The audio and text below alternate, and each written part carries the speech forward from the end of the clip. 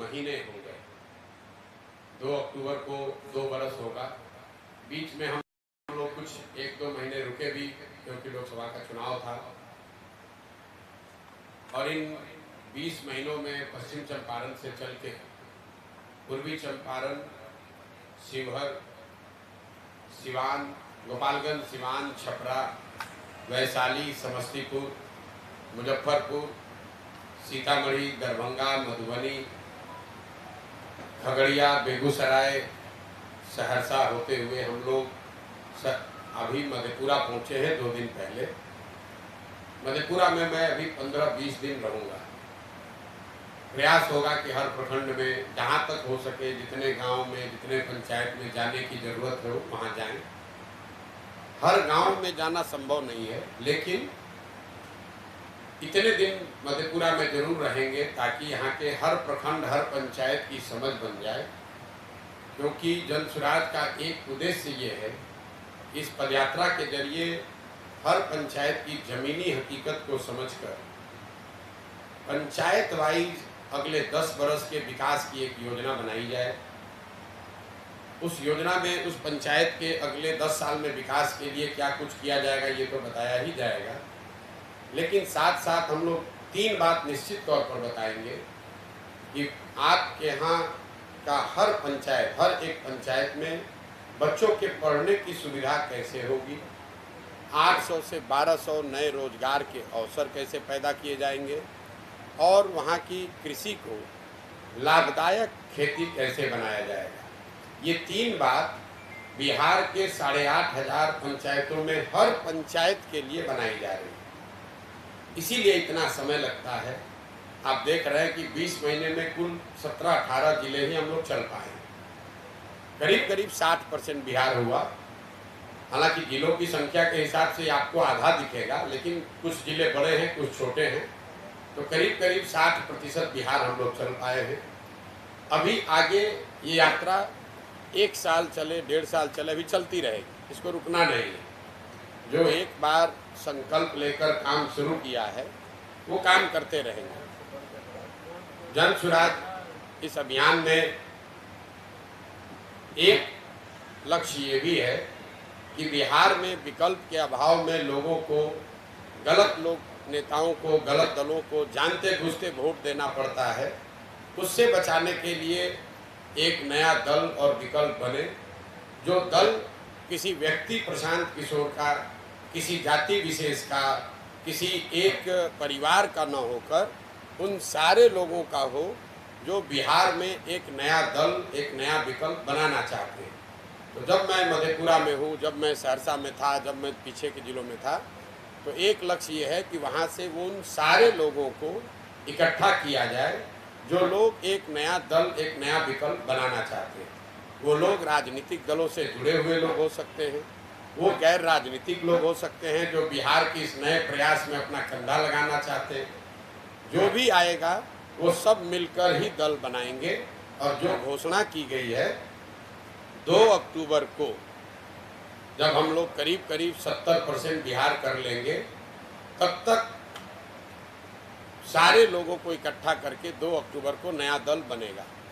जब ये दल बनेगा तो एक जो हम लोगों ने घोषणा शुरुआती दिनों में करी थी, जब ये दल बनेगा तो इसके नेता प्रशांत किशोर नहीं होंगे। तो दल का नेता कौन होगा? दल का नेता 2 अक्टूबर को जो लोग साथ में आकर दल को बनाएंगे, वो लोग मिलकर इस दल के नेता का, नेतृत्व का चुनाव करेंगे और उसको सार्वजनिक किया जाएगा, ताकि आपको पता चलेगा कि इस 2-2.5 साल के प्रयास से किन लोगों को बिहार से इस दल, इस विकल्प को बनाने के लिए जोड़ा गया है और कौन लोग हैं जो इस दल को आगे बनाएंगे और चलाएंगे। मेरी भूमिका जो अभी है, 2 अक्टूबर के बाद भी मेरी भूमिका वही रहेगी। मैं अपनी पदयात्रा जैसे अभी कर रहा हूँ, वो आगे गांव-गांव बिहार में घूमने, जानने, समझने का प्रयास वही करता रहूँगा। गांव-गांव में जाकर लोगों को बताना, समझाना कि उनको कैसे वोट देना चाहिए, क्या करने से उनकी गरीबी ख़त्म होगी, ये बात बताने की प्रक्रिया 2 अक्टूबर के बाद भी जारी रहेगी। अब मैं संक्षेप में अभी मेरे जो 20 महीने के अनुभव रहे हैं वो आपको बताऊं। बिहार में इन सारे ज़िलों में 60% बिहार घूमने के बाद जो मुझे सबसे बड़ी समस्या लोगों ने बताई, जो आंखों से हमने देखी कानों से सुना, उसमें पलायन और बेरोजगारी, ये बिहार का सबसे बड़ा मुद्दा है। कई लोगों को लगता है कि पलायन जो है वो गरीबों की समस्या है। पलायन की जब हम बात करते हैं, आपको लगता है कि पलायन का मतलब है लोगों का यहाँ से मजदूरी करने जाना। पलायन का ये समुचित चित्रण नहीं है। बिहार में पलायन से सिर्फ गरीब प्रभावित नहीं है। बिहार में सिर्फ लोगों का बिहार से पलायन नहीं हो रहा है। बिहार में पलायन के 3 पहलू हैं। यहाँ पर जो गरीब है वो तो मजदूरी करने जा रहा है, लेकिन जो मध्यम वर्गीय परिवार हैं, जो समृद्ध परिवार हैं, उनके बच्चे भी पलायन कर रहे हैं। पलायन से अछूते वो भी नहीं है।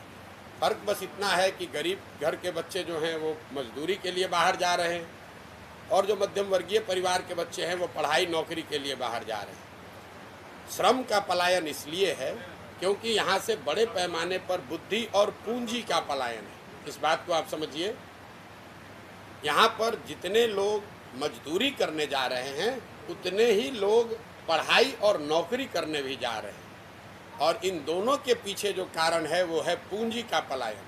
पिछले 30 वर्षों में, ये आंकड़ा दे रहा हूँ, याद रखिए, बिहार के लोगों का पैसा, ये बाहर का पैसा नहीं है, जो बिहार की गरीब जनता का पैसा है, ये बिहार के बैंकों ने यहाँ से दूसरे राज्यों में ट्रांसफ़र कर दिया है। 26 लाख करोड़ रुपया बिहार के लोगों का पैसा बिहार के बैंकों ने अपने माध्यम से उन राज्यों में भेज दिया जहां फैक्ट्री लग रही है, जहां रोजगार हो रहा है, जहां तरक्की हो रही है। और ये रिजर्व बैंक ऑफ इंडिया का आंकड़ा है। तो मेरा और जनसुराज का ऐसा मानना है कि जो श्रम का पलायन अगर रोकना है तो उसके लिए सबसे पहले पूंजी और बुद्धि का पलायन रोकना होगा, क्योंकि जब तक यहाँ पूंजी का निवेश नहीं होगा, जो बौद्धिक तौर पर पढ़े लिखे समझदार लोग नहीं होंगे, तब तक यहाँ उद्योग धंधे नहीं लग सकते हैं, रोजगार के अवसर नहीं पैदा होंगे, और जब वो रोजगार का अवसर होगा नहीं तो गरीब लोगों को मजबूरी में पलायन करते ही रहना पड़ेगा।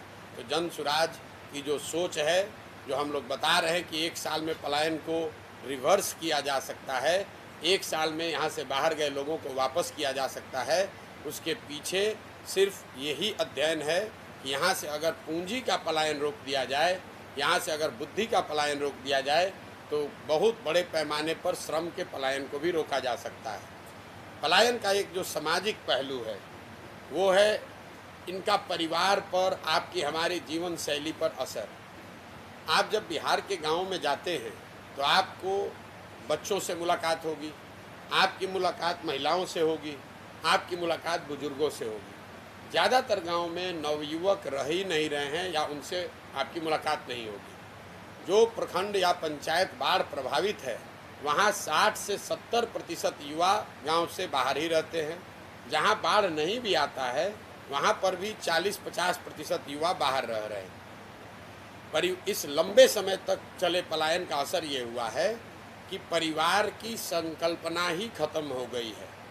शायद ही कोई आपको घर ऐसा मिलेगा जहाँ पर आपको पति पत्नी, बाल बच्चे और माता पिता एक साथ रहते हुए मिले। लोगों ने एक तरीके से उनके मानस पटल पे ये चिन्हित हो गया है कि नौकरी करने का मतलब है कि लड़का बाहर जाएगा, और जब तक उसकी शक्ति है, ताकत है, जवानी है, तब तक वो बाहर नौकरी करेगा। जब वो बूढ़ा होगा तो वापस आएगा, और जो घर में नया लड़का होगा वो वापस बाहर जाएगा। इससे परिवारों की संकल्पना खत्म हो गई है। होली दशहरा लोग साथ में मनाने की जो भावना कभी रही होगी, जो परिपाटी थी, वो धीरे धीरे खत्म हो गया है। छठ और परिवारों में होने वाले शादियों को छोड़ दें तो परिवार शायद ही कभी इकट्ठा होता है। बेरोजगारी और पलायन के बाद जो बेरोजगारी का मामला है, उसमें खाली आपको आंकड़ा दे देता हूँ। एक नई बात लोगों को बताने की कोशिश की जा रही है कि सरकारी नौकरी दिया जाएगा। उसके लिए मारामारी की जा रही है कि हमने 2 लाख दे दिया कि 4 लाख दे दिया। किसने कितना दिया, कितना नहीं दिया, उस पर मैं बाद में आता हूँ। पहली बात कि पिछले महागठबंधन की सरकार ने जो नौकरी का दावा किया है, ये सरासर गलत डाटा है, आंकड़ा है, लोगों को बेवकूफ़ बनाया जा रहा है। जिन 2 लाख शिक्षकों की नियुक्ति के बारे में सरकार दावा कर रही है कि हमने बहुत लोगों को नौकरी दे दी, उसमें करीब करीब 30% वो लोग हैं जो पहले से नौकरी कर रहे थे, वो नियोजित शिक्षक के तौर पर काम कर रहे थे, अब उनका सर्विस कंडीशन बदलकर अब वो राज्य कर्मी के तौर पर काम कर रहे हैं। ये नए लोगों को नौकरी नहीं मिली है, इस बात को आप स्पष्ट कर लीजिए। बाकी जो लोग बच गए 1.5 लाख के आसपास, क्योंकि सरकार ने एग्जैक्ट आंकड़ा जारी नहीं किया है, जो बाकी लोग बच गए हैं उसमें आधे से ज़्यादा लोग करीब करीब 14-15 अन्य राज्यों के लोग हैं जिनको आकर ये नौकरी मिली है। तो मेरा अपना अनुमान है कि बिहार में 40-50 हज़ार से ज़्यादा लोगों को नई नौकरी नहीं मिली है। और मैं पिछले कई महीनों से ये बात कर रहा हूँ, ये मांग कर रहा हूँ कि सरकार को ये आंकड़ा जारी करना चाहिए कि आखिर बिहार में कितने नए लोगों को नौकरी दी गई है। सर्विस कंडीशन को चेंज करने को हम नई नौकरी नहीं मान सकते। दूसरे राज्य के लोग आकर नौकरी कर रहे हैं, उससे बिहार के लोगों का कोई फायदा नहीं हुआ। लेकिन जो बड़ी बात है, क्या सरकारी नौकरी से बिहार का भला हो सकता है? क्योंकि नौकरी चाहे 50,000 मिला हो या 2 लाख, 30-32 बरस से जो लोग यहाँ राज कर रहे हैं, लालू जी, नीतीश जी, दोनों आपस में झगड़ रहे हैं कि ये नौकरी किसने दिया। हम कह रहे हैं कि आप दोनों का दावा मान लीजिए, नियोजित हो, कॉन्ट्रेक्चुअल एम्प्लॉय हो, रेगुलर एम्प्लॉय हो, सबकी संख्या अगर आप जोड़ दीजिएगा तो कुल जमा 1.97%, मतलब 2% से कम लोग ही सरकारी नौकरी करते हैं। तो जो लोग ये दावा कर रहे हैं कि सरकारी नौकरी से आपका जीवन बदल जाएगा, वो बिल्कुल आपको भरमा रहे हैं, आपको गलत सपना दिखा रहे हैं। पिछले 75 साल में 1.97% लोगों को सरकारी नौकरी मिली है। उसमें 40-45 बरस कांग्रेस का राज शामिल है, उसमें नीतीश और भाजपा का डबल इंजन का सरकार शामिल है, उसमें लालू राबड़ी जी का 15 साल सामाजिक न्याय का सरकार शामिल है। सबके प्रयास के बाद भी सिर्फ 2% लोगों को ही नौकरी मिली है। तो ये जो भ्रम फैलाया जा रहा है कि सबको नौकरी मिल जाएगी, ये सिर्फ समाज को लॉलीपॉप दिखाकर वोट लेने की राजनीति है। पूरे दुनिया में ऐसा कहीं कोई प्रमाण नहीं है कि 13 करोड़ आबादी वाले समाज में, राज्य में सरकारी नौकरी के जरिए बेरोजगारी दूर किया जा सकता है। दुनिया में इस बात का जरूर प्रमाण है कि अगर लोगों को अच्छी शिक्षा दे दी जाए, उनको स्किल दे दिया जाए और उनको काम करने की सुविधा और पूंजी दे दी जाए, उससे उनको रोजी रोजगार मिल सकता है, उससे उनकी गरीबी दूर हो सकती है। तो जन सुराज का इस पर जो सोच है कि जब ये व्यवस्था बने तो पहला काम 15 साल से कम उम्र के बच्चों के लिए विश्व स्तरीय पढ़ाई की व्यवस्था की जाए, ताकि वो बच्चा आगे चलकर समाज पर, राज्य पर बोझ ना बने। इसी समाज में जो लोग पढ़ लिख गए हैं, नौकरी कर रहे हैं, अपने पैर पर खड़े हो गए हैं, उनको सरकार से 4 किलो अनाज नहीं चाहिए, उनको इंदिरा आवास योजना के लिए लड़ाई नहीं करना है, उनको 400 रुपया का पेंशन नहीं चाहिए। तो पूरे दुनिया भर के जो विद्वान लोग हैं, जिनसे जो लोग जन सुराज की मदद कर रहे हैं, सुझाव दे रहे हैं, वो बता रहे हैं कि बिहार की व्यवस्था अगर बदलनी है तो सबसे पहला काम करना है कि 15 साल से कम उम्र के बच्चों को पढ़ाई की अच्छी व्यवस्था की जाए, ताकि वो समाज पर, समाज के संसाधनों पर बोझ न बने। दूसरा, 15 साल से 55 साल की उम्र के का जो वर्ग है, जिसको अब फिर से पढ़ाया नहीं जा सकता है, लेकिन इनको स्वरोजगार के लिए तैयार किया जा सकता है, उनके लिए पूंजी को उपलब्ध कराया जाए। अगर आपकी उम्र 35 है, 40 है, तो आपको सरकारी नौकरी नहीं मिल सकती है, अगर नौकरी आ जाए तब भी नहीं मिल सकती है। इनका दशा कैसे सुधरेगा? जो सबसे बड़ा वर्ग है, 15 से 55 के उम्र के लोगों को पूंजी की उपलब्धता कराई जाए, ताकि घर घर रोजी रोजगार खुल सके। और 55-60 से ज़्यादा उम्र के जो लोग हैं, समाज की जिम्मेवारी है कि उनकी जीवन स्तर को बेहतर करने के लिए कम से कम उनको 2000 रुपया पेंशन की व्यवस्था की जाए, ताकि वो लोग जो अब शारीरिक तौर पर मजदूरी करने की स्थिति में भी नहीं है, पढ़ाई तो स्वाभाविक तौर पर वो नहीं कर सकते हैं, रोजी रोजगार नया कुछ कर नहीं सकते हैं, उनका जीवन यापन एक इज्जतदार नागरिक शहरी के तौर पर बीते, इसके लिए उनको 2000 रुपये महीने की व्यवस्था की जाए। और ये तीनों काम बिल्कुल किया जा सकता है। कोई कहेगा भैया शिक्षा कैसे सुधरेगा, तो शिक्षा को लेकर बिहार सरकार केंद्र सरकार दोनों के पैसे को जोड़ दीजिए तो करीब करीब 50,000 करोड़ रुपया हर साल बिहार में खर्च हो रहा है बच्चों के पढ़ाई के लिए। 50,000 करोड़ रुपया, और 50 बच्चे भी अच्छी शिक्षा नहीं पा रहे हैं। तो जो जनसुराज की सोच है, विजन है कि अगर इसमें से 1/3 पैसा 15,000 करोड़ रुपया भी हर साल नई शिक्षा व्यवस्था बनाने पर खर्च किया जाए, तो हम लोगों का अनुमान है कि हर प्रखंड में, नेतरहाट का आपने नाम सुना होगा, नेतरहाट के स्तर के विद्यालय अगर हर प्रखंड में एक विद्यालय खोलना हो तो करीब करीब 15 से 20,000 करोड़ रुपया उसका सालाना खर्च आएगा। तो जनसुराज की ये सोच है कि जो अभी शिक्षा पर खर्च हो रहा है उसका 1/3 पैसा हर प्रखंड में एक ऐसा विश्व स्तरीय विद्यालय बनाने पर खर्च किया जाए। और अगर हर साल हम लोग एक विद्यालय अच्छा वैसा बनाएंगे तो अगले 5 साल में हर प्रखंड में 5 ऐसे विद्यालय बन जाएंगे जिसका स्तर नेतरहाट का होगा। मॉडल ये है कि हर गांव में स्कूल बनाने के बजाय, हर बच्चे तक अच्छी शिक्षा पहुंचाने के बजाय हर बच्चे को अच्छे शिक्षण संस्थान में पहुंचाया जाए। ये दुनिया में जितने बड़े देश हैं जहां पर भी शिक्षा में आमूलचूल परिवर्तन लाया गया है, आप फिनलैंड चलिए, स्कैंडिनेवियन कंट्री में डेनमार्क चलिए, स्वीडन चलिए, दूसरे जो देश हैं न्यूजीलैंड चलिए, जहां पर शिक्षा में आमूलचूल परिवर्तन लाया गया है, उन देशों में सरकारों ने हर गांव में विद्यालय नहीं बनाया, उन्होंने अच्छे विद्यालय बनाए और लोगों को मोबिलिटी दे दी, बस की सुविधा दे दी, स्कूल बस की सुविधा दे दी, ताकि लोग अपने बच्चों को अच्छे शिक्षण संस्थाओं में भेज सकें। आप शहरों में भी देखते हैं, मधेपुरा में देख लीजिए, पटना में देख लीजिए, दिल्ली में देख लीजिए, आपके घर के बगल में जरूरी नहीं है कि अच्छा स्कूल है, लेकिन आप अपने बच्चे को स्कूल बस से भेजते हैं, आधे घंटा में बच्चा आपका अच्छे स्कूल में पहुंच जाता है।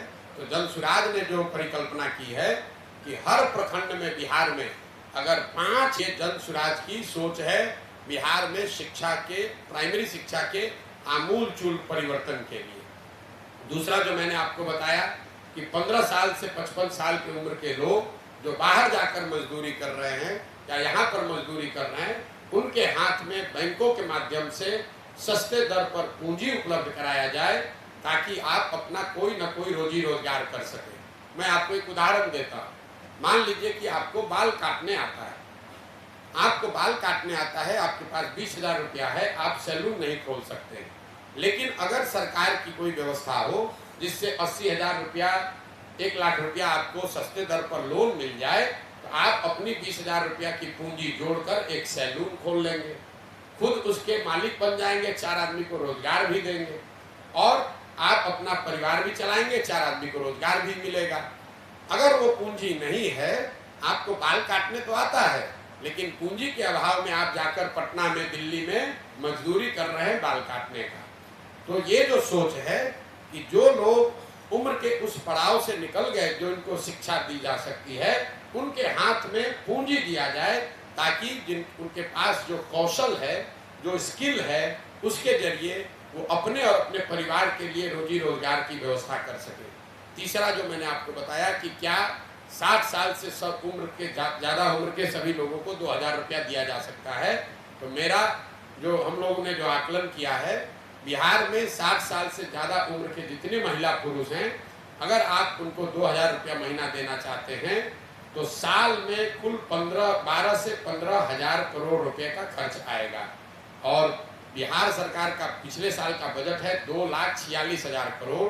तो मुझे ऐसा लगता है, और जो जिन लोगों को हम लोग सलाह ले रहे हैं, जिन लोगों से, वो बता रहे हैं कि ये बिल्कुल संभव है। 2.5 लाख करोड़ के बजट से 12,000 करोड़ रुपया बिहार के सबसे वल्नरेबल सेक्शन के लिए निकाला जा सकता है। तो ये जनसुराज के 3 जो बड़े संकल्प हैं कि जब ये व्यवस्था बने तो 15 साल से कम उम्र के बच्चों के लिए अगले 5 वर्ष में अच्छी शिक्षा की व्यवस्था की जाए, 15 से 55 साल के लोगों के लिए पूंजी की व्यवस्था की जाए, और 55-60 से ज़्यादा उम्र के लोगों के लिए 2000 रुपया महीना की व्यवस्था की जाए। रोजगार और पलायन के बाद जो सबसे बड़ी समस्या दिखी वो है शिक्षा की समस्या। कोई ऐसा वर्ग नहीं है जो यहाँ पर ये ध्वस्त हुई शिक्षा व्यवस्था की बात की चर्चा नहीं कर रहा है। आप अगड़े हैं, पिछड़े हैं, गरीब हैं, अनपढ़ हैं, पढ़े लिखे हैं, युवा हैं, बुजुर्ग हैं, हर आदमी कह रहा है भैया स्कूल व्यवस्था खत्म हो गई है, पढ़ाई की व्यवस्था खत्म हो गई है। हम लोग बिहार से के सरकारी स्कूल से मैं खुद पढ़ा हुआ।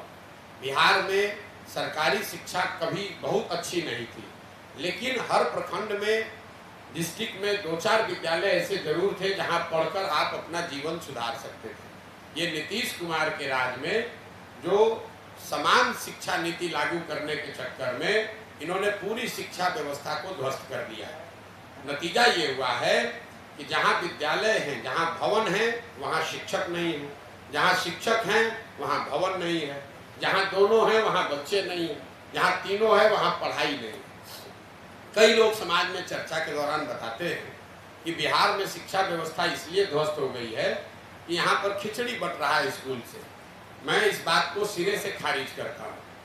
अगर खिचड़ी बटने से शिक्षा व्यवस्था खराब होती तो 7वीं क्लास के बाद से जितने विद्यालय हैं, 7वीं क्लास के ऊपर के कक्षा में खिचड़ी नहीं बटती है, वहाँ पर पढ़ाई क्यों नहीं हो रही? कुछ लोग ये कहते हैं कि यहाँ के शिक्षकों की जो क्वालिटी है, नियोजित शिक्षक जो हैं उनकी वजह से शिक्षा व्यवस्था खराब हो गई। इस बात में भी पूरी सच्चाई नहीं है। अगर सिर्फ नियोजित शिक्षकों की वजह से शिक्षा व्यवस्था खराब होती तो आप मुझे ये बताइए कि पटना साइंस कॉलेज में, पटना कॉलेज में, सीएम साइंस कॉलेज में, लंगट सिंह कॉलेज में पढ़ाई क्यों नहीं हो रही है? वहाँ पर तो नियोजित शिक्षक नहीं पढ़ा रहे हैं, वहाँ पर तो खिचड़ी नहीं बट रही है।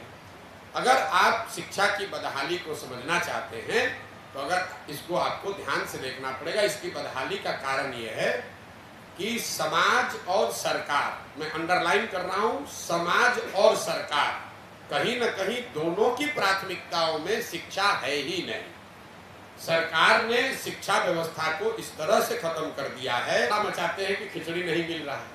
अगर आपको पोशाक का, साइकिल का पैसा नहीं आया तो लोग बताते हैं कि भैया पोशाक का पैसा नहीं आया है, साइकिल का पैसा गुरुजी नहीं दे रहे हैं। लेकिन गांव में लोग ये नहीं बता रहे हैं कि यहाँ गणित का टीचर नहीं है, यहाँ हिंदी की पढ़ाई नहीं हो रही है, या यहाँ कक्षा नहीं लगता है। तो कहीं न कहीं समाज और सरकार दोनों की प्राथमिकताओं में शिक्षा खत्म हो गई है। वही कारण है कि शिक्षा का इतने बड़े स्तर पर यहाँ पतन हुआ है। खिचड़ी बंटना और शिक्षकों की क्वालिटी एक छोटा पहलू है। तीसरी जो सबसे बड़ी समस्या है वो किसानों की समस्या है। बिहार में जो किसान है उसकी बड़ी बदहाली है। कई लोगों को लगता है कि किसान तो भैया ऐसे ही रहेगा। तो मैं हमेशा बताता हूँ कि यही खेती किसानी करके हरियाणा, पंजाब में लोगों ने, किसानों ने इतना पैसा कमाया है कि आप सुनते हैं, हम लोग देखते हैं कि बिहार के गांव-गांव से लोग जाते हैं पंजाब में मजदूरी करने। तो ऐसा क्या अलग है पंजाब की खेती में और बिहार की खेती में कि वहाँ के लोग खेती से पैसा कमा रहे हैं और हम लोग यहाँ खेती करने वाले लोग के खाने के लाले पड़े हैं? उसके मूल में 3 बातें। पहला है जल का कुप्रबंधन। यहाँ जो जल का संसाधन है, जो पानी का की व्यवस्था है, वो इतना उसकी अव्यवस्था है। यहाँ पर हम लोग जब पानी की बात करते हैं तो लोग समझते हैं बाढ़ की बात है। मैं आपको बता रहा हूँ, बाढ़ एकमात्र कारण नहीं है जल कुप्रबंधन के लिए। बाढ़ से बिहार में करीब करीब 40 से 50% कृषि योग्य जमीन प्रभावित होती है। बाकी बचे जो 50% जमीन है उसमें करीब करीब आधी जमीन, मतलब पूरे बिहार के एग्रीकल्चर की करीब 1/3 जमीन जल जमाव से प्रभावित है। ये आप बात को समझिए। बाढ़ की चर्चा खूब होती है, जहाँ पानी लग जाता है उसका आप कहीं चर्चा नहीं करते। जो और नदियों के कटाव का जो मामला, नदी पर परिणाम ये हुआ है कि उत्तर बिहार में जो नेपाल से लगते हुए जिला हैं, दोनों चंपारण है, शिवहर है, सीतामढ़ी है, मधुबनी है, सुपौल है, ये जो तराई वाले जिला हैं, यहाँ पर बाढ़ है और नदियों के रास्ते बदलने से जो कटाव का मामला है उससे सैकड़ों एकड़ जमीन लोगों की बर्बाद हो गई है। अच्छे खासे किसान ओवरनाइट नदी ने रास्ता बदला, आपके जमीन पर बालू पड़ गया, आप बिल्कुल मजदूर गरीब हो गए। लेकिन जब आप तराई के जिलों से नीचे जाएंगे, आप गोपालगंज जाइए, गोपालगंज के बाद सिवान जाइए, सिवान के बाद छपरा जाइए, समस्तीपुर, वैशाली, मुजफ्फरपुर, दरभंगा, खगड़िया, इन जिलों में आप देखेंगे हर पंचायत में हजारों एकड़ जमीन ऐसी है जहां जल जमाव है, पानी निकलता ही नहीं है, वहां एक ही फसल होती है। इस पर कोई सरकार की चर्चा न, प्रेस में कोई बात होती है। लोकल स्तर पर लोग बात करते हैं कि भैया यहाँ 2000 एकड़ पानी लगा रहता है, लेकिन सरकार का कोई समुचित इस पर प्रयास नहीं है। और तीसरा पहलू है सूखे की। बिहार देश में, ये आंकड़ा याद रखिए, बिहार देश के बड़े राज्यों में एकमात्र ऐसा राज्य है जहां पिछले 10 वर्ष में सिंचित भूमि की मात्रा 11% से कम हो गई है। याद रखिए, 10 साल में सिंचाई वाली जमीन 11% से कम हो गई। ऐसा क्यों? जो पहले से भी नहर बने हुए थे, जो नलकूप थे, माइनर इरिगेशन के प्रोजेक्ट थे, वो रख रखाव के अभाव में बंद हो गया है। तो जब हम लोग गांव देहात में चलते हैं तो लोग बताते हैं भैया ये नहर है, पानी कभी आता था अब नहीं आता है, यहाँ बोरिंग था, कैनाल था, अब बंद हो गया।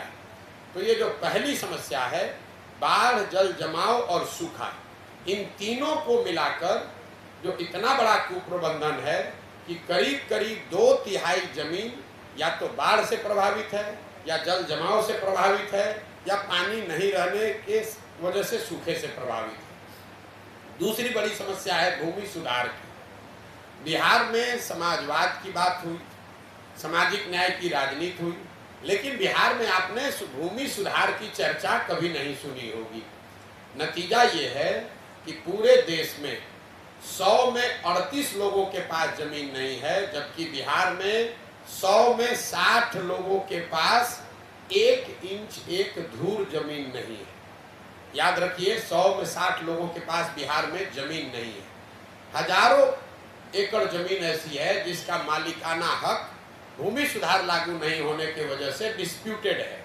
आप किसी भी कोर्ट कचहरी में चले जाइए, करीब करीब 1/3 केस कोर्ट में जमीनों के मालिकाना हक को लेकर जुड़ा हुआ है।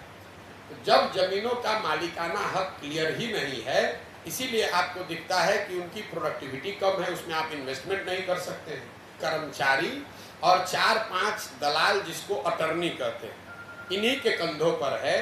यही लोग रजिस्टर 2 मेंटेन करता है, यही आपको जमीन का मालिक बनाता है, यही आपके जमीन पर डिस्प्यूट खड़ा करता है, और यही आपसे पैसा कमाता है। बिहार में सबसे जरूरी है भूमि सुधार, भूमि का नाप फिर से किया जाए, भूमि का मालिकाना हक तय किया जाए।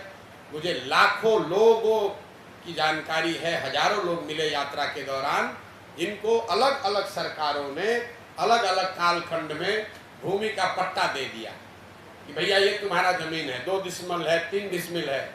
जिसको पट्टा दिया उसको जमीन का हक नहीं मिला, जिसका जमीन एक्वायर किया गया उसने जमीन छोड़ा नहीं। नतीजा हुआ कि पूरी जमीन, कोई सरकारी गैरमजरूआ है, कोई डिस्प्यूट में दूसरे वजह से है। ज़्यादातर लोग अपनी ज़मीन को बेच ही नहीं सकते। आप ज़मीन बेचने जाइएगा तो पता चलेगा उसमें अब डिस्प्यूट है। और इन दोनों के बाद, जल कुप्रबंधन और भूमि सुधार के बाद, तीसरा यहाँ जो रूरल इकोनॉमी, किसानों की बदहाली है, उसकी वजह है किसानों के फसलों का उचित दाम का न मिलना। मैं 2 साल से पैदल चल रहा हूँ, मुझे कोई भी परिवार, कोई भी किसान ऐसा नहीं मिला जो यहाँ धान को उचित MSP पर बेचा हो। यहाँ पैक्स की व्यवस्था, कोऑपरेटिव की व्यवस्था, मंडी की व्यवस्था पूरी तरीके से खत्म है। एक आंकड़ा फिर आपको दूंगा, याद रखिए। हम लोग कहते हैं पंजाब में किसान बड़ा धनी है।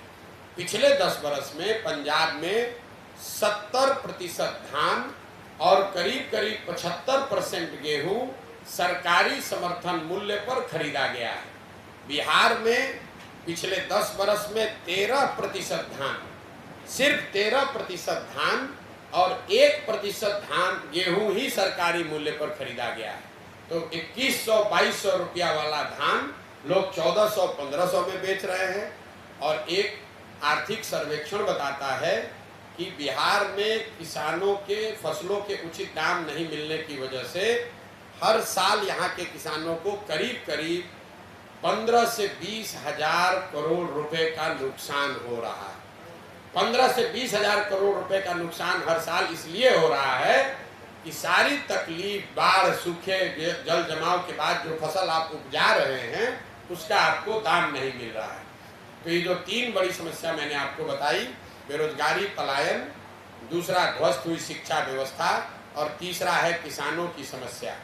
इसके अलावा जो 3 सबसे ज़्यादा सुने जाने वाला शब्द है वो है सरकारी विभागों में फैला हुआ भ्रष्टाचार, अफसरों की मनमानी और तीसरा हर व्यवस्था, हर सरकारी योजना में काटे जाने वाला कट, जिसको यहाँ पर दलाली का जो नया नाम है कट जो लगता है 10%, 12%, 20% का जो कट है।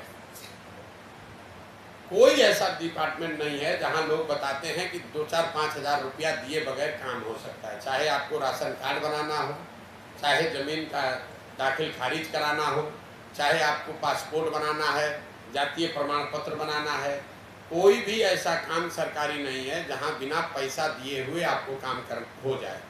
ये सिर्फ सामान्य लोगों के लिए नहीं है, जो चुना हुआ जनप्रतिनिधि है वो भी बता रहा है कि बिना पैसे के हम मुखिया हैं लेकिन कोई काम हो नहीं सकता है। दूसरा, जो ये सरकारी अफसरों की तानाशाही, अफसरशाही जो शब्द है, बिहार में लोगों ने अपराधियों का जंगल राज देखा है।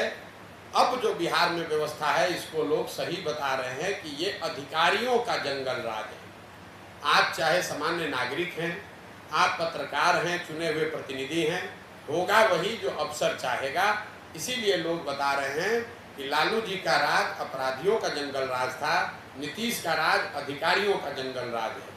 और तीसरी जो बात है वो है कट की, कि सरकारी योजना चाहे केंद्र की हो या राज्य की, कोई ऐसी योजना नहीं है जिसमें व्यवस्थित तरीके से 10 से 40% तक कमीशन नहीं लिया जा रहा है।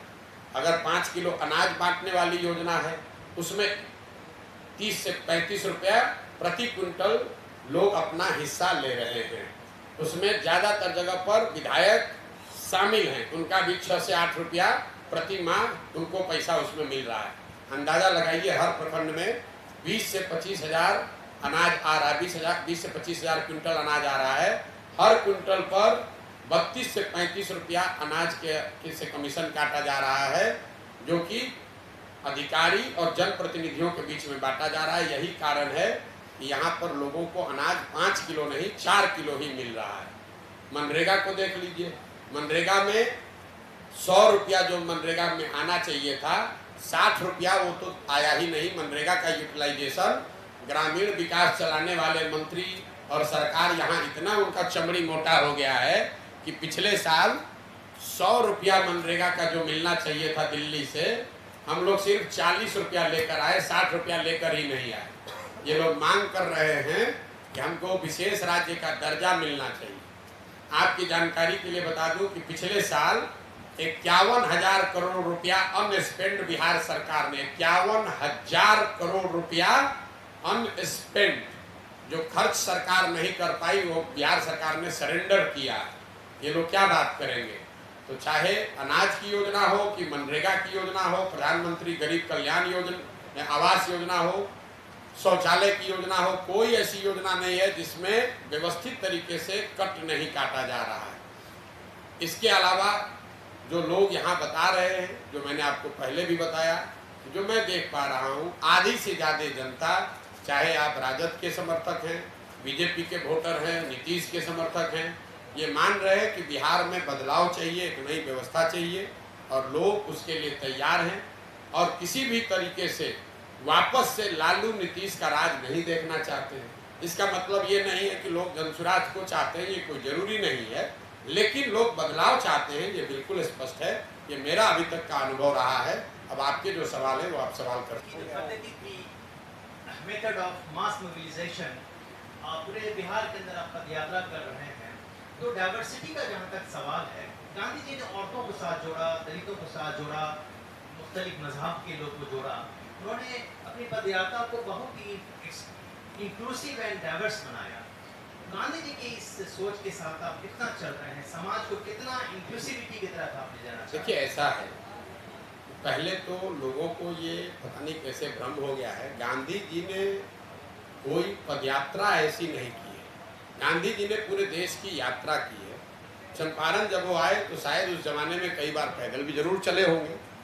गांधी जी ने कोई ऐसी पदयात्रा नहीं की है, लेकिन गांधी जी ने, आपने जो बात बताया, वो रास्ता जरूर दिखाया है, जिसके मूल में ये बात है कि राजनीतिक तौर पर कोई बड़ा परिवर्तन तभी हो सकता है जब आप समाज के स्तर पर प्रयास करें। राजनीति जो है वो समाज का आईना है, समाज से राजनीति बदल सकता है, राजनीति से समाज नहीं बदल सकता है। ये बात का सबसे बड़ा प्रमाण गांधी जी ने प्रस्तुत किया कि समाज को जगाकर, समाज को समझाकर, समाज को एक साथ लाकर आप बड़े से बड़ा राजनीतिक गोल सिद्ध कर सकते हैं। आज़ादी के लिए जब गांधी जी अफ्रीका से लौटकर आए तो उन्होंने ये नहीं कहा कि अंग्रेजों को यहाँ से भगाओ। उन्होंने ये कहा कि पहले स्वावलंबी बनो, पहले संगठित हो। जो आपने बात की कि जाति, ऊंच नीच, धर्म से ऊपर उठकर आप एक साथ होइए, अपने आप को उस चीज के लिए तैयार कीजिए। गांधी जी ने चंपारण में जो आंदोलन किया, चंपारण के आंदोलन से देश आजाद नहीं हुआ, लेकिन चंपारण के आंदोलन से गांधी जी ने वो हथियार दिया, सबसे बड़ा इस देश को विश्वास दिया कि ये भी एक तरीका है, सत्याग्रह भी एक तरीका है जिससे अंग्रेजी हुकूमत सल्तनत को हराया जा सकता है। और जब लोगों को विश्वास हुआ कि इस तरीके से हराया, एक बार लोगों के हाथ में हथियार मिल जाए तो खुद ही लोग अपना वो काम कर सकते हैं। तो जन सुराज की जो भावना है, जो प्रयास है, गांधी जी तो बहुत बड़े लोग थे, लेकिन हम लोग का प्रयास है कि जातियों, धर्मों में बटा हुआ, वर्गों में बटा हुआ बिहार, वहाँ जाकर हम लोग उनको ये बताएं, वो समझाएं कि आखिर आपकी बदहाली का कारण है क्या। क्या बिहार की बदहाली, आपकी बदहाली के लिए कोई नेता दोषी है? क्या इसके लिए कोई जाति दोषी है? क्या इसके लिए कोई दल दोषी है? मेरा अपना आकलन है, जनसुराज की ये सोच है कि बिहार की बदहाली के लिए कोई व्यक्ति विशेष, कोई नेता, कोई जाति दोषी नहीं है। इसके लिए सामूहिक तौर पर हम सब दोषी हैं जो अपनी समस्याओं को जानते हैं। हम लोग ये भी जानते हैं कि ये समस्याओं का कारण क्या है, हम ये भी जानते हैं कि कौन नेता क्या कर रहा है, लेकिन इन सारी समस्याओं को जानने, समझने, भोगने के बाद भी जब वोट देने जाते हैं तो इस सब बात को भूलकर जाति के आधार पर, धर्म के आधार पर, या फिर लालू जी के डर से भाजपा को और भाजपा के डर से लालू जी को वोट देते हैं। तो जन सुराज के जो 3 उद्देश्य हैं वो इसी से जुड़ा हुआ है। पहला उद्देश्य ये है कि समाज को जाकर ये बताया जाए कि मेरे भाई, जब तक आप अपने और अपनी समस्याओं, अपने बच्चों के भविष्य के लिए वोट नहीं करोगे, तब तक आप चाहे नीतीश को चुनो, लालू जी को चुनो, मोदी को चुनो, प्रशांत किशोर को चुनो, उससे आपका भला नहीं होगा। आपका भला तब होगा जब आप अपने और अपने बच्चों के लिए वोट कीजिए। वो काम कर रहे हैं गांव-गांव घूमकर। दूसरा ये संकल्प है कि अगर लोग, समाज अच्छे लोगों को चुनने के लिए तैयार हो जाए तो उनके पास अच्छे लोगों का विकल्प होना चाहिए। तो जन सुराज का दूसरा जो संकल्प है कि समाज से अच्छे लोगों को ढूंढ कर निकाला जाए, उनको मनाया जाए, उनको प्रोत्साहित किया जाए, उनसे अनुनय विनय आग्रह किया जाए कि अगर आप बिहार को सुधारना चाहते हैं तो सिर्फ नेताओं को, व्यवस्था को गाली देने से नहीं होगा। आइए, कंधा लगाइए, पैसे की चिंता मत कीजिए, चुनाव लड़ने की चिंता मत कीजिए, वो चिंता जनसुराज आपके लिए करेगा। लेकिन आप आइए और एक नई व्यवस्था, नया विकल्प बनाइए ताकि विकल्प के अभाव में जानते बूझते गलत आदमी को वोट ना देना पड़े। और तीसरा, अगर लोग समझ जाएं, अच्छे लोगों का चुनाव कर भी दें, तो भी बिहार का विकास तब तक नहीं हो सकता है जब तक बिहार के विकास के लिए एक समग्र सोची समझी योजना न हो। तो मैंने उस योजना के 2-3 पहलू आपको बताए कि बिहार के हर पंचायत के लिए अगले 10 साल में उसको विकसित कैसे बनाया जाएगा, वहाँ पढ़ाई की व्यवस्था, वहाँ रोजगार की व्यवस्था, वहाँ किसानों की आमदनी को कैसे बढ़ाया जाएगा, इसकी योजना बना रहे। ये पूरी पदयात्रा का लक्ष्य यही 3 है। समाज को जगाना, समझाना, उनको इस बात के लिए तैयार करना कि वो अपने बच्चों के लिए वोट करें। दूसरा, उनके सामने बेहतर लोगों का विकल्प देना। और तीसरा, लोग चुनकर आए तो बिहार को सुधारने के लिए दुनिया भर के विशेषज्ञों की राय से एक ऐसी योजना बनाना जिससे बिहार का समग्र विकास हो सके, और एकमात्र लक्ष्य जो है कि अगले 10 वर्ष में जन सुराज 2025 का चुनाव 243 सीटों पर लड़ेगा, 242 पर नहीं। और ये जो दल अभी 2 अक्टूबर 2024 को बनने जा रहा है, आप देखेंगे कि इस दल को कौन लोग बना रहे हैं। मैंने घोषणा की है कि मैं इस दल का नेता नहीं हूँ, तो आप देखेंगे कि किन लोगों को चुनकर हम ये दल बनवा रहे हैं, लोग हमारे बारे में क्या जानते हैं। जो मेरा आलोचक भी है वो कहता है कि प्रशांत किशोर को और कुछ आए या न आए, चुनाव लड़ाने की समझ इस व्यक्ति को है।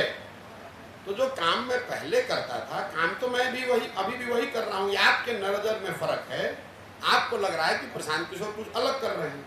हम अलग कुछ नहीं कर रहे हैं। हम पहले नेताओं को, दलों को सलाह देते थे कि किस तरह से संगठित हो, किस तरह से अभियान करो, कौन से प्रॉमिस करो, कैसे जनता से संपर्क करो, कैसे संगठन बनाओ, कैसे चुनाव लड़ो कि चुनाव जीतोगे। इसमें तो आप हमारा लोहा मानते हैं। बिहार में अभी वो दल नहीं था, तो 2 अक्टूबर को वो दल बन जाएगा। और प्रशांत किशोर ने जो दूसरे दलों के लिए किया है, वही काम अब जनसुराज जो 2 अक्टूबर को दल बनेगा उसके लिए करेंगे। लेकिन बड़ा सवाल है, यहाँ तो जातीय समीकरण के आधार पर लोग वोट करते हैं। कहाँ पर जातीय समीकरण के आधार पर वोट नहीं पड़ता है, वो बता दीजिए। आप तो पत्रकार हैं, आपका अनुभव हमसे बहुत ज़्यादा है। आप मुझे बताइए कि बिहार में मोदी जी के नाम पर लोगों ने वोट दिया है या नहीं दिया है, बताइए। अरे आपने सवाल किया है, कुछ बताइए तो। दिया है। आप कह रहे हैं कि बिहार में मोदी जी को वोट लोगों ने दिया है, तो मोदी जी के जाति के बिहार में कितने लोग रहते हैं, आप मुझे ये बता दीजिए। बिहार में 20% अल्पसंख्यक हैं, करीब करीब।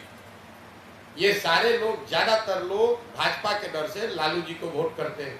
तो क्या ये सारे अल्पसंख्यक समाज के लोग लालू जी के जाति के लोग हैं? बिहार में एक बहुत बड़ा वर्ग है जो नीतीश कुमार को वोट देता है। वो नीतीश कुमार के जाति के लोग नहीं हैं, वो सिर्फ इसलिए उनको वोट देते हैं क्योंकि वो लालू जी से डरते हैं या लालू जी को वोट नहीं दे सकते। इतना सरलीकरण जो आप कर रहे हैं कि बिहार में हर वोट जाति पर पड़ता है, ऐसी बात है नहीं। समाज में जाति एक बड़ी सच्चाई है। जाति को समझना और जाति की महत्ता को राजनीति में समझना वो एक बात है। जाति एक फैक्टर है, एकमात्र फैक्टर नहीं है। अगर एकमात्र फैक्टर होती तो जिस जाति के लोग एक बार जीत कर आ गए वो तो कभी चुनाव ही नहीं हारते। आप लोग बिहार में MY समीकरण का रोज बात करते हैं कि लालू जी की ताकत है MY समीकरण। मेरे भाई, जब MY समीकरण था आपकी समझ से, तो आप मुझे बताइए बिहार में लालू जी को 54 में 53 MP, तब बिहार झारखंड एक था, 54 में 53 MP जीत कर आया था। आज वही लालू जी को 2-4 सांसद भी नहीं जीत रहे हैं। तो आपका क्या मानना है कि क्या मुस्लिम और यादव समाज के लोग बिहार छोड़कर चले गए हैं? अभी आपके बगल के जिला पूर्णिया में चुनाव हुआ, वहां पर लोग बताते हैं कि मुस्लिम और यादव समाज के 3-4 लाख से ज्यादा वोटर हैं और राजद के उम्मीदवार को 30,000 लोकसभा में वोट आया है। तो MY समीकरण वहां कहां गया? क्या सारे यादव समाज के लोग पूर्णिया छोड़कर चले गए? आप कहिएगा कि नहीं, वो तो पप्पू यादव खड़े थे, उनको दे दिया। तो चलिए अभी रुपौली का उदाहरण ले लीजिए। रुपौली में तो कोई यादव कैंडिडेट नहीं खड़ा था, कोई मुसलमान कैंडिडेट नहीं खड़ा था। कायदे से आपकी जो समझ है उसके हिसाब से तो MY के लोगों को बीमा भारती को वोट देना चाहिए था। और बीमा भारती के अपने जाति के वहां करीब 50,000 लोग रहते हैं, तो 50,000 लोग हुए बीमा भारती के जाति के, 40-45,000 लोग हुए वहां मुसलमान और करीब 15,000 हुए यादव। तीनों आप कहे कि सब जाति पर वोट दे रहा है, बीमा भारती को कुल वोटे आया 30,000। जो कलाधर मंडल हारे, आप बता रहे सारा अति पिछड़ा नीतीश जी के साथ है, तो 80,000 वहां करीब करीब गंगौता समाज का वोट है, गंगौता धानु कुर्मी का, और कलाधर मंडल को 40,000 वोट आया, वो भी चुनाव हार गए। तो अगर हर आदमी जाति पर ही वोट दे रहा है तो ये लोग चुनाव हारे कैसे, ये बता दीजिए भाई। जाति एक सच्चाई है, एक पहलू है, जाति एकमात्र पहलू नहीं है, इतना आसान मत बताइए। और दूसरा, आप बिहार के शहरी नागरिक हैं, इस नाते एक आपको सुझाव दे रहा हूँ सबको। ये बात जो आपके दिमाग में बैठा दी गई है कि बिहार में हर आदमी जाति पर वोट दे रहा है, और आप लोग भी जो रोज ये गाना गाते रहते हैं, इससे बड़ा बिहार का दुर्भाग्य कुछ हो नहीं सकता है। आप मुझे बताइए कि क्या गुजरात में जाति पर वोट नहीं पड़ता है? वहाँ खाम थ्योरी आज से 20 साल पहले से क्षत्रिय, हरिजन, आदिवासी, मुसलमान को इस्तेमाल करके कांग्रेस गुजरात में जीतती है। क्या खाम थियरी बिहार का है? लिंगायत वोकालिगा कर्नाटक में है कि बिहार में है? कम्मा रेड्डी कापू आंध्रा में है कि बिहार में है? आप तो कभी नहीं बात कहते हैं कि कर्नाटक में विकास नहीं हो रहा है क्योंकि वहाँ वोकालिगा और लिंगायत जात के आधार पर वोट देते हैं। यूपी में जाति पर वोट नहीं हो रहा है, लेकिन हमने ये ढिंढोरा पीट दिया है कि बिहार में सब हम लोग इसलिए पिछड़े हैं कि जाति पर वोट पड़ रहा है। नीतीश कुमार के जाति के कितने लोग बिहार में रहते हैं? नीतीश बाबू के जाति के कितने लोग बिहार में रहते हैं? 2%, 3%, 4%, 5%। 18 वर्ष से वो मुख्यमंत्री हैं। कैसे हैं? क्योंकि उनकी अपनी जाति के साथ साथ बहुत सारे अन्य वर्ग के लोग उनको वोट देते हैं। आप कहिएगा उन्होंने भैया ईबीसी कॉम्बिनेशन बनाया, अति पिछड़ा कॉम्बिनेशन बनाया, ये तो कहिएगा। तो अगर नीतीश बाबू अति पिछड़ा का कॉम्बिनेशन बना सकते हैं तो आप भी अति पिछड़ा का बना सकते हैं। ये कौन रोका है? कहाँ संविधान में लिखा है कि नीतीश बाबू के जाति के लोग अति पिछड़ों को जोड़ सकते हैं और दूसरे जाति के लोग अति पिछड़ों को नहीं जोड़ सकते? अगर लालू जी गरीब के नेता हो सकते हैं तो कोई दूसरे समाज का आदमी भी गरीब का नेता हो सकता है। ये कहां से आपको दिमाग में बैठा दिया गया? ये आपके दिमाग में इसलिए बैठाया गया है कि बिहार में पिछले 30 वर्ष में, आंकड़ा याद रखिए, जो भी नेता बना है, जो भी यहाँ सांसद विधायक बना है, वो चाहे किसी दल, और उन्होंने ये डर बैठा दिया समाज के मन में कि अगर तुम्हारे पास पैसा नहीं है, जाति नहीं है, तो तुम चुनाव नहीं लड़ सकते। मैं आपको उदाहरण देता हूँ। लोगों को लगता है लालू जी का परिवार का पार्टी है, कोई कहता है रामविलास जी का पार्टी परिवार का पार्टी है। आप भाजपा का उदाहरण ले लीजिए। बिहार में भाजपा का नेतृत्व कौन कर रहा है? सम्राट चौधरी। सम्राट चौधरी कौन है? शकुनी चौधरी के लड़के हैं। शकुनी चौधरी जी जब इस राज्य में कांग्रेस का शासन था तो उसमें विधायक और मंत्री थे। जब लालू जी का शासन आया तो उसमें भी विधायक मंत्री बने शकुनी चौधरी। जब नीतीश बाबू का शासन आया तो उसमें भी विधायक मंत्री बने शकुनी चौधरी। जब मांझी जी मुख्यमंत्री बने तो उसमें भी शकुनी चौधरी विधायक मंत्री। और आज जब भाजपा को राजनीति करना है तो उसको भी और कोई कुशवाहा नहीं मिला, शकुनी चौधरी का लड़का ही मिला। तो आपको लग रहा है कि हम कांग्रेस को हटा के लालू को लाए, लालू को हटाकर नीतीश को लाए, नीतीश को हटाकर भाजपा को लाए किसी को। परिवार तो वही शकुनी चौधरी का ही जो शासन कर रहा है, वही 1200 परिवार शासन कर रहा है। आप अपने मधेपुरा के हर विधानसभा को देख लीजिए, कोई ऐसा विधानसभा नहीं है जो 3, 4, 5 परिवारों के बाहर गया हो।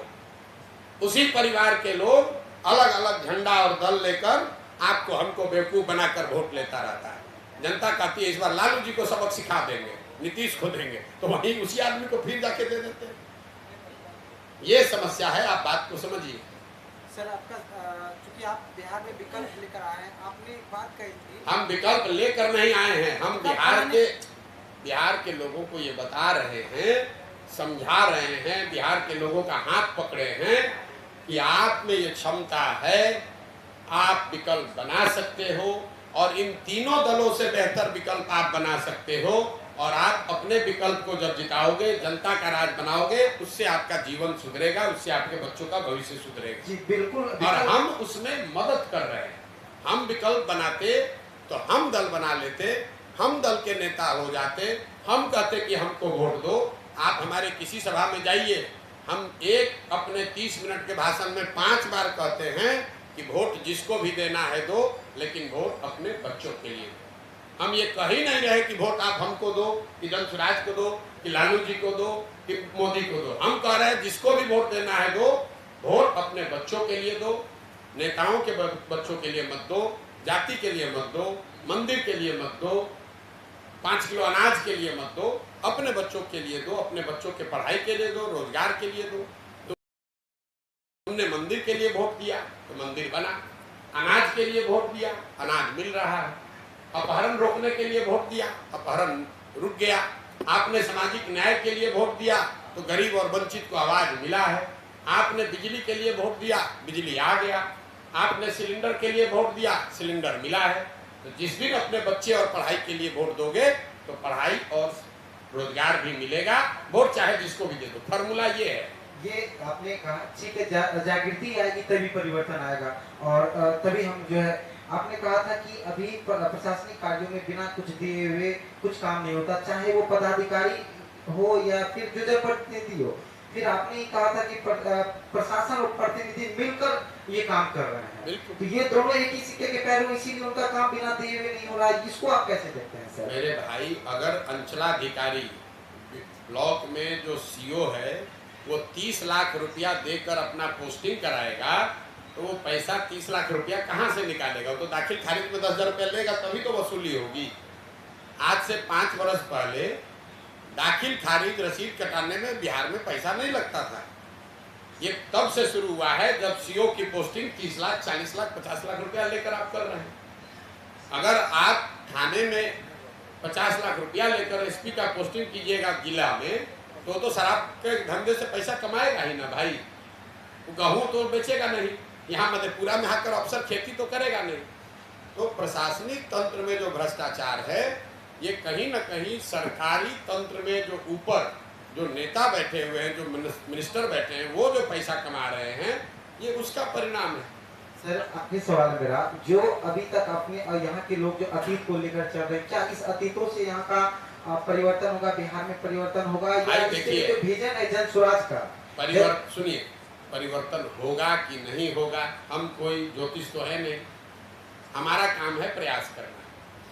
परिवर्तन आज हो 20 वर्ष के बाद हम करें या आप करें या कोई तीसरा करे, करना तो किसी न किसी बिहार के आदमी को ही पड़ेगा। अब बिना प्रयास किए अपने तो होगा नहीं। तो हम अपनी जिम्मेवारी समझकर हम अपना प्रयास कर रहे हैं। मानना नहीं मानना ये समाज की मर्जी है, आपकी सोच है, आपको देखना है। हम कृत संकल्पित हैं कि हम अपने जीवन का जो कुछ भी हमको भगवान शक्ति बुद्धि साधन दिए हैं, हम इसको सुधारने के लिए अपना ओर से प्रयास करना चाहते हैं। अब होगा कि आप पढ़ाई करना शुरू करते हैं, उसी दिन सोचिए कि IAS बनेंगे तब पढ़ना शुरू करेंगे। अरे भाई, स्कूल में नाम लिखाए हैं, पढ़ाई शुरू कीजिएगा तब न कुछ कीजिएगा। यहाँ बिहार में हर आदमी हाथ पे हाथ धरे बैठा है कि जब परिवर्तन होने का गारंटी हो जाएगा तब हम जाएंगे काम करने।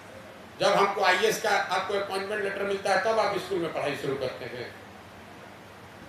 बीमारी की डायग्नोसिस अफसर और नेता के बीच का नेक्सस नहीं है। ये आप उसके एक पहलू को इनको समझा रहे थे, उसके जड़ में समाज है। मैं हर अपनी भाषण में कहता हूँ कि जब आप वोट देते हैं और अगर आप 500 रुपया लेकर वोट दीजिएगा तो आपका मुखिया चोर होगा ही होगा। अब जब मुखिया 30 लाख रुपया देकर खर्च करके चुनाव लड़ा तो स्वाभाविक है उसको पैसा कमाना है। उसको पैसा कमाना है तो उससे जो भी सड़क बन रहा है उसमें पैसा कमाएगा, नाली गली में कमाएगा। और वो पैसा कैसे कमाएगा? वो अफसरों की भागीदारी से कमाएगा। पैसा तो अफसर के थ्रू ही आना है। तो ये अफसर, ठेकेदार और राजनेताओं का जो नेक्सस है वो इसलिए है कि समाज में सुचिता नहीं है, जड़ में वो बात है। अगर आप और हम 1000 रुपया लेकर वोट देंगे तो हम ये नहीं समझ रहे हैं कि 1000 रुपया तो हमको मिल गया, लेकिन वही नेता जब जीत कर आएगा तो राशन कार्ड में हमसे 2500 लेगा, इंदिरा आवास में हमसे 20,000 लेगा, दाखिल खारिज कराने में हमसे 2000, 4000, 5000 रुपया लेगा। तो ये तो आपका ही पैसा है जो थोड़ा सा आपको दिया, 10 रुपया दिया, 90 रुपया ले लिया। यही बात लोगों को समझाने की कोशिश कर रहे हैं कि आप जो चोर समझ रहे हैं कि बहुत चालाक हैं कि हम नेताजी से 1000 रुपया ले लिए, आपसे बड़ा कोई मूर्ख नहीं है। क्योंकि 1000 रुपया लिए और 1000 में आपका 1,20,000, 1,40,000 रुपया का इंदिरा आवास चला गया।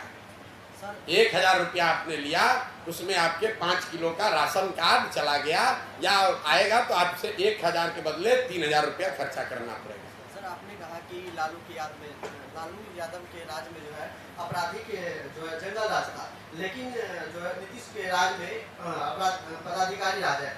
बीते दिनों मुकेश सहनी के पिताजी की हत्या हुई, इस पर आप क्या कहेंगे? देखिए, मुकेश जी के पिताजी की जो हत्या हुई है दुखद है। पूरे राज्य में लोगों ने उस पर टिप्पणी की है। मेरी भी मुकेश जी से बात हुई है, मेरे उनके मित्रवत संबंध भी हैं, तो मैं संवेदना व्यक्त कर रहा हूँ।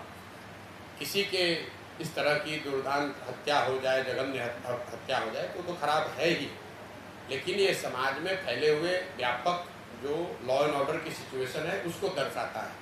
देखिए, हर बात को आप गहराई से अगर समझना चाहेंगे, लॉ एंड ऑर्डर बिहार में क्यों खराब हुआ है, यही नीतीश कुमार हैं जिनके राज में लॉ एंड ऑर्डर को सुधारने के लिए इनको लोगों ने क्रेडिट दिया था। अब ये आखिर बिगड़ा क्यों है?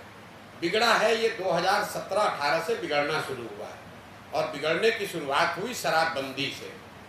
जब शराबबंदी लागू किया गया तो उसका एक परिणाम ये हुआ कि सामान्य लॉ एंड ऑर्डर की जो एजेंसियां हैं उनका आधा समय और प्रयास सिर्फ शराबबंदी लागू करने, उसको लगाने, छिपाने, कमाने में इस्तेमाल हो रहा है। तो आधी जो प्रशासनिक लॉ एंड ऑर्डर व्यवस्था है वो आपने डाइवर्ट कर दी शराबबंदी की ओर, उससे लॉ एंड ऑर्डर में ढिलाई हुई। उसके बाद नीतीश जी ने महागठबंधन की सरकार बना ली। तो महागठबंधन में जब जिस भी फॉर्मेशन में आरजेडी रहेगा तो ये लोगों का अपना अनुभव है कि आरजेडी के जब भी सत्ता में आई है तो इस तरह के जो आपराधिक तत्व हैं उनका मनोबल बढ़ा है या वो उस तरह की हरकतें करते हैं। तो अपराध शराबबंदी के बाद जब भाजपा के साथ थे तो शराब अपराध बढ़ना शुरू हुआ, फिर उसमें महागठबंधन आ गया तो और बढ़ गया। अब इनके हाथ में, नीतीश जी के हाथ में कुछ है ही नहीं, और नीतीश बाबू की जो अभी स्थिति है उनके कंट्रोल में सरकार है कहाँ। ये जो अपराध अधिकारियों के जंगल राज की बात है, ये हमारी बात नहीं है। ये तो हम जब चंपारण से चलना शुरू किए तो रामनगर में एक सभा में बैठे हुए थे, तो लोगों ने एक नाई से एक हमारी बात कराई, बताया भैया इससे एक बार बात कीजिए, बड़ा समझदार आदमी है। तो एक छोटी सी गांव की सभा में मैंने उससे पूछा कि भाई ये बताओ कि लालू जी का भी राज आपने देखा है और नीतीश का भी राज देख रहे हो, दोनों में फर्क क्या है। तो उसने जो बात बताई उसी को कोट करते हैं। उसने कहा कि भैया हम नाई हैं, हजाम हैं, अपनी भाषा में आपको समझाएं तो दोनों के राज में कोई फर्क नहीं है। फर्क इतना ही है कि लालू जी के राज में अपराधियों का जंगल राज था, नीतीश के राज में अधिकारियों का जंगल राज है। हजामत तो जनता का दोनों में बन रहा है। फर्क बस इतना है कि लालू जी के राज में जो अपराधी था वो रात में बंदूक के बल पर लूटता था। नीतीश के राज में जो अधिकारी है वो कलम लगाकर लोगों को लूट रहा है। लालू जी के राज में जो अपराधी था वो किसी से डरता नहीं था। नीतीश के राज में जो अधिकारी है वो भी डरता नहीं है। वो पैसा ले रहा है, आप जाइए कहीं कह जाओ जिससे कंप्लेन करना है कर लो। तो उसने ये बताया कि दोनों में फर्क कुछ नहीं है। जनता का हजामत, जनता की परेशानी दोनों में वही है, सिर्फ जनता को एक्सप्लॉइट करने वाला बदल गया। पहले अपराधी था, अब अधिकारी हो गया है। और बिगड़ती हुई लॉ एंड ऑर्डर सिचुएशन उसी का द्योतक है, क्योंकि अधिकारी जो है वो सरकार से अपने आप को ऊपर मानता है, वो किसी से डरता ही नहीं। उसको मालूम है भैया कुछ होकर पलटू राम कहते हैं। आप मुझे बताइए, अगर नीतीश कुमार पलटू राम हैं तो भाजपा कैसे नहीं पलटू राम है? भाजपा भी तो पलट के उन्हीं नीतीश कुमार के पास जाती है। आप देखें, अमित शाह आए, बड़ा खड़ा होकर घोषणा किया नीतीश कुमार के लिए दरवाजा बंद है, बिहार के लोगों सुन लो, अब ये दरवाजा नहीं खुलने वाला है। चुनाव के बाद हम लोग नीतीश को नहीं लेंगे। चुनाव का बाद तो छोड़िए, चुनाव से पहले ही दरवाजा खिड़की खोल के नीतीश कुमार को वापस लेंगे। तो लोग वही मजाक करता है कि भाई अमित शाह दरवाजा तो बंद ठीके किया था, छिटकिनी लगाना भूल गए। तो अगर नीतीश कुमार पलटे तो भाजपा भी तो पलटी। तेजस्वी यादव ऐसे ही दावा कर रहे थे जब भाजपा का सरकार था नीतीश का, नीतीश पलटू चाचा है। तो भैया तुम भी तो पलट के उसी नीतीश कुमार के साथ चले गए। नीतीश कुमार ने एक बढ़िया काम किया, खुद पलट के सबको अपने रंग में रंग दिया। अब कोई दल बचा ही नहीं जो पलटू राम नहीं है। बिहार में चाहे भाजपा हो कि आरजेडी हो, नीतीश को तो फिर भी समझिए मुख्यमंत्री हैं, उनको कुछ मिल रहा है। ये दोनों दल को तो मुफ्ते में ही लोग पलट रहा है। कहते ना यहाँ की जात भी गया भात भी नहीं खाए। ये भाई नीतीश तो मुख्यमंत्री है तो पलटे, तेजस्वी किस लिए पलटे वो पूछ लीजिए। अमित शाह किस लिए पलटे वो समझ लीजिए। सीटों कम हो गया लोकसभा में, वो भी नहीं मिला। तो मेरे भाई नीतीश कुमार की यही तारीफ है कि राजनीति के अपने अंतिम दौर में भी नीतीश ने ये साबित कर दिया कि बिहार में जितने हैं ये सब उनके पीछे पलटने वाले लोग हैं, इनकी आपस की कोई ताकत नहीं है। हम तो इसीलिए कह रहे हैं कि भाजपा को अगर दम है, कैमरे पर कह, तो नीतीश कुमार को अपना मुख्यमंत्री का चेहरा घोषित करे कि 25 में जीतने के बाद नीतीश बाबू मुख्यमंत्री बनेंगे। आप देखिए, अगर दम है तो घोषित करके दिखा देगा। आप सम्राट चौधरी को या जो भी भाजपा का यहाँ नेता है उससे जरा पूछिए कि सर 25 के बाद मुख्यमंत्री का चेहरा कौन होगा। सम्राट चौधरी ने तो कहा है कि नीतीश के नेतृत्व में चुनाव लड़ेंगे। तो कह के भाई लड़के देख ले, पता चल जाएगा। नीतीश जी तो जैसे पलट पलट के सबको पलटू राम बना दिए, वैसे अपने डूबेंगे, साथ साथ भाजपा को भी लेके पूरा ही डूब जाएंगे। सम्राट चौधरी में दम नहीं है उठाने का, अभी मुरेठा खुला है ना, सब खुल जाएगा। नीतीश को नहीं जानते, नीतीश